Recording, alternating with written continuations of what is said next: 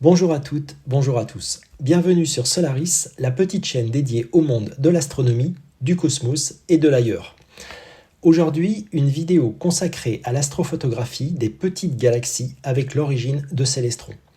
C'est une série de vidéos que j'ai décidé de faire il y a un certain temps sur la découverte des petites galaxies de faible luminosité et que l'on ne peut pas photographier avec le Vespera Pro. Le Vespera Pro échoue systématiquement dans la photographie de ce type d'objet peu lumineux. Dans les vidéos antérieures, nous avons déjà photographié par exemple NGC 7331, la galaxie de Superman ou NGC 7479 et la galaxie du fuseau ou NGC 3115. Dans cette vidéo, je vais photographier une petite galaxie qui m'était inconnue. Il s'agit de NGC 2775.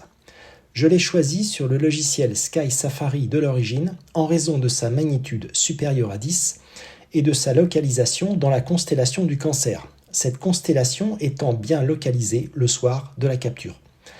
Elle est aussi proposée sur le logiciel du Vespera Pro avec un temps de pose en ciel noir et pur d'au moins 2 heures, soit environ 6 heures pour un ciel pollué comme Paris. Dès lors, il est impossible de la photographier avec le Vespera Pro. J'ai choisi un temps de pause pour l'origine de 20 minutes. Regardons la vidéo de l'empilement total des 20 minutes générée par l'origine. Je vous donne en même temps quelques informations sur cette galaxie. NGC 2775 ou Caldwell 48 est une galaxie spirale localisée dans la constellation du Cancer. Elle a été identifiée en 1783 par l'astronome britannique William Herschel. Elle présente un noyau très brillant, intégré dans un grand bulbe légèrement elliptique. Elle a été photographiée par le télescope spatial Hubble en 2020. Voici la photographie finale plein format au format rectangulaire du capteur après 20 minutes de pause. Même s'il s'agit d'une petite galaxie, NGC 2775 est bien visible. Effectivement, son noyau est très brillant, mais moi je différencie deux bulbes. Un premier circulaire, petit et assez brillant autour du noyau, et un second plus grand, légèrement elliptique et moins lumineux. J'avoue avoir été très surpris par la morphologie de cette petite galaxie qui ne ressemble pas vraiment à une galaxie spirale. Regardons maintenant la photographie du télescope spatial Hubble pour pouvoir la comparer à celle de l'origine. On voit clairement que la photographie de l'origine est réconciliable avec celle du télescope spatial Hubble, puisque l'on retrouve bien dans les deux cas un noyau très lumineux, un petit bulbe circulaire lumineux qui l'entoure et un grand bulbe elliptique plus sombre et coloré en périphérie. J'ai retrouvé un article de la presse scientifique américaine publié en juin 2020 à l'occasion de la publication par la NASA de la photographie de NGC 2775 par Hubble. Je vous lis rapidement le premier paragraphe de l'article. Le télescope spatial Hubble a produit une autre merveille. Une image saisissante d'une galaxie située dans la constellation du Cancer.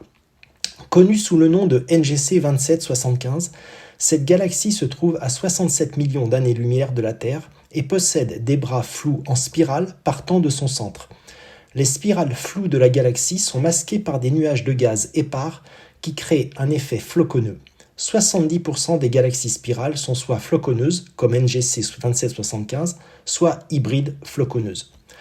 Après l'explication de la classification de cette galaxie présentée dans cet article, on comprend mieux la morphologie que l'on obtient avec l'origine. Il s'agit donc d'une galaxie spirale floue et floconneuse, ce qui explique sa structure visuelle assez inattendue. À noter que le fond de la photographie d'Hubble révèle de très nombreuses micro-galaxies. Pour la photographie de l'origine, je n'ai pu trouver que 2 micro-galaxies, l'une située au nord et l'autre située à l'est. Je les ai indiquées par les flèches rouges. Enfin, vous l'avez probablement remarqué, un satellite s'est invité sur la photographie et a laissé une traînée en diagonale. Je vais donc continuer cette série de vidéos des petites galaxies que je trouve pour ma part passionnantes.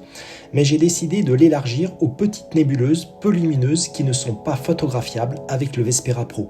Bien entendu, j'effectuerai également des captures des grandes et incontournables galaxies et nébuleuses. En tout cas, si vous souhaitez comme moi partir à la conquête du cosmos et des confins de l'univers, il vous faudra impérativement vous équiper de l'origine de Célestron, le Vespera Pro devant être réservé aux objets célestes très lumineux. Merci d'avoir visionné cette vidéo. N'oubliez pas de vous abonner à ma chaîne pour être informé des prochaines vidéos. Laissez-moi un pouce vers le haut, cela me fera plaisir et m'encouragera à poster d'autres vidéos. À bientôt sur Solaris.